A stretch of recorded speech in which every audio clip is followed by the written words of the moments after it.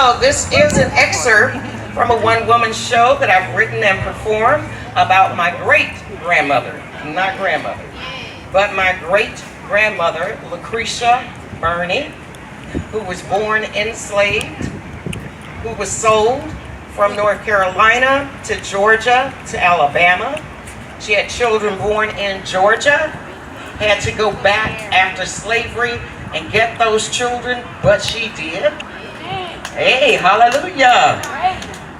So Grandma Creasey or Lucretia story is one that I share with you because it's very common to all of us, whether we are aware of it or not.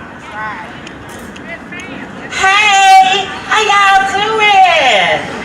I just want to welcome y'all out here to Kelly Ingram Park. And my name is Lucretia. Well, my mama says my name Lucretia. Over here they done took to calling me Creasey. I don't care what they call me, because I know what I is. As a slave. I've always been a slave. I was born a slave. My mama was born a slave. My grandmama, she was born a slave. My grandmama's grandmama, she was born a slave too, but guess what?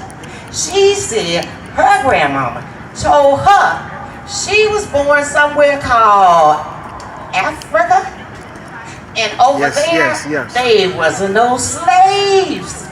So I'm trying to get myself back over to the Africa so I don't have to be a slave. Anybody know how I can get there?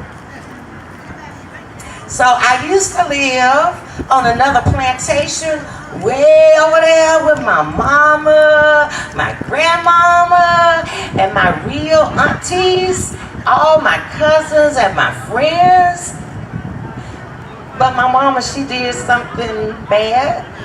The master, he told her to do something. She didn't do it right. So he sold me to make her do right. And they put me on a big, big old wagon, and they rode all day, and we rode all night and all day, and I don't know how to get back to where my mama and them at. But over here, I got a new mama. Well, she ain't really my mama. I call her auntie. See, auntie, she doesn't have her little boy anymore. And I don't have my mom and them anymore. So me and auntie, we just love and take care of each other. Now when you's a slave, you has a master. Now that's usually a white man who done bought you, like he went to the auction and bought a house. And you belongs to him. And you have to do everything he said, don't you gonna be in a lot of trouble. You could get a whipping. So good. With something like this. You don't do what he say, you can get sold. You could even get yourself killed. And wouldn't nobody say or do nothing about it because you belong to him. Now also when you's a slave, you has a mistress. So the mistress, she take care of the house. She makes sure it's decorated up pretty. She entertain the company. And she do the issuing out. Yep, she issues out stuff. So me and auntie, we cook for the plantation. So the missus, she come in, she issue out the flour, the sugar, the butter. Cause she say auntie used too much butter in the food. Now auntie said right there, let you know that woman don't know a thing about no cooking. Cause you can't put too much butter in no food. Anyway, mistress, she see to it we get our clothes made once a year. And she get Auntie Pat to come tend to us if we get sick. Auntie Pat, well they say she a witch. She go out in the woods and she gets some leaves and some roots and stuff and she makes medicine. Because slaves ain't got no doctor. And one of my jobs as a slave every day. So sometimes, like me, when you're a slave, you have a little missus. So when they sold me way over here, it's so I could be her slave for the rest of my life. The rest of my life.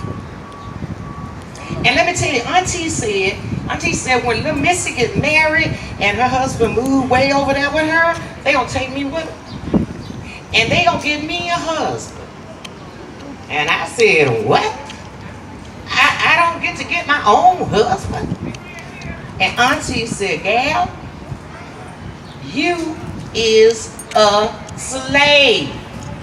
The master, the missus, they in control of you. About everything. And anyway, that gal ain't but 7 years old. You got a lot of stuff to worry about before you worry about some kind of getting married. So one day, I walked little Missy to school, and I'm carrying her books, because she said, I don't want to carry them books too heavy. Here, Creasey, you carry. And I said, well, okay, yes, because I'm her slave. And then I carried her lunch bucket. Because she said, oh, the lunch bucket got a hole. It's sticking my hand, see? It's sticking my hand. Well, it sticks my hand too, but I'm her slave, so what? So one day, though, we was coming back from the school, because, you know, I can't stay at the school, because it's against the law, because I'm a slave.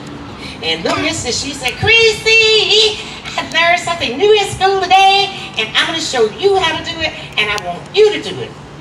And I said, okay. And so she said, 1, 2, 3, 4, 5. And I said, yes, 1, 2, 3, 4, 5. But I got in so much trouble because Mistress heard me, and she said I was counting, and I was gonna get a whipping. And I said, no ma'am, I wasn't doing no counting. I don't even know what that is. And she said, gal, don't you sass me. I heard you counting. And me and the master in trouble with the law, because it's against the law. And so you gonna get a peek. So I got 5 licks with this whip. So when I carry her books now, I just turn them over so I can't even see them. Don't want to know nothing about no reading, no writing, no counting.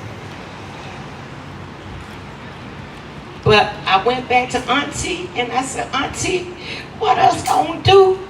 And she said, someday when the glory comes, it will be ours. It will be ours. Oh, someday when the war is won, we will be sure. We will be sure. Oh, glory, glory, glory. That day is Juneteenth. That day is today. That day is here. If you're in the park, if you can hear me, black, white, red, or the one, would you rise to your feet in honor of our ancestors who endured so much hardship that we could live and be, so that we could be free. Free, I tell you. Oh, freedom. Oh, freedom over me. I said before I'll be a slave, I'll be buried in my grave. I'll go home to my God and be free. All right. Yeah. Thank you. She said, Mary.